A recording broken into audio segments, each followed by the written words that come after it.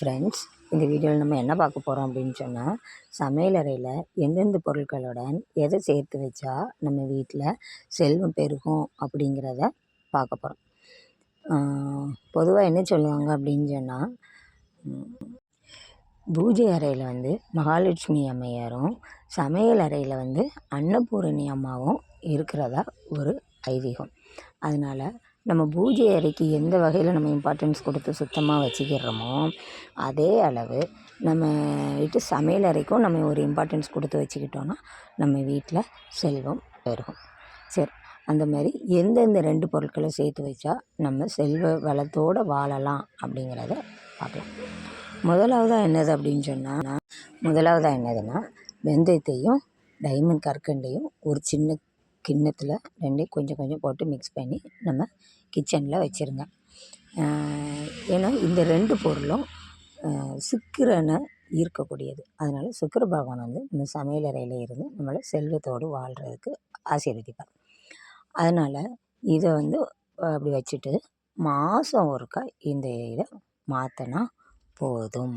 அடுத்தது 2வது நம்ம என்ன பார்க்க போகிறோம் அப்படின்னு சொன்னால், துவரம்பருப்பு வச்சுருப்பீங்க பார்த்தீங்களா டப்பா, அது உள்ள ஒரு பீஸ் சுக்கு போட்டு வைங்க.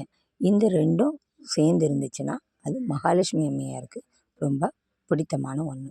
அதனால் என்ன பண்ணுங்கள், இந்த 2யும் சேர்த்து வச்சிங்கன்னா அந்த இடத்துல மகாலட்சுமி அம்மையார் வந்து இருப்பாங்க. அடுத்தது நம்ம என்ன பார்க்க போகிறோம் அப்படின்னு சொன்னால், சமையலறையில் ராஜா எது அப்படின்னு உங்கள் எல்லாத்துக்குமே தெரியும், அரிசி.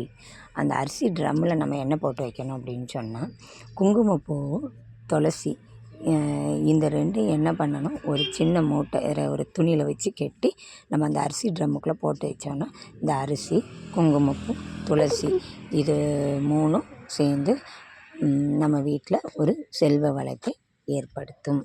அடுத்ததாக எந்த 2 பொருளை சேர்த்து வைக்கணும் அப்படின்னு சொல்லி பார்த்தோன்னா, சர்க்கரை போட்டு வைக்கிறோம் பாருங்க டப்பா, அதில் வந்து ஒரு பீஸ் கிராம்பு எது என்ன செய்யுங்க போட்டு வைங்க. இந்த மாதிரி நம்ம இந்த 2யும் சேர்த்து வச்சோன்னா இது வந்து மகாலட்சுமி அம்மையாருக்கு பிடித்தமான ஒன்று. அது வந்து செல்வ வளத்தை ஈர்க்கும்.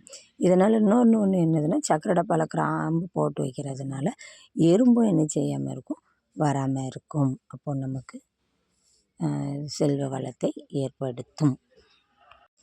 இப்படி ஒரு சில குறிப்பிட்ட மாற்றங்களை ஏற்படுத்தினால் நம்ம வீட்டில் மகாலட்சுமி அம்மையார் வந்து குடியிருப்பாங்க. அதுக்காக நம்ம உழைக்காமல் இருந்துடக்கூடாது.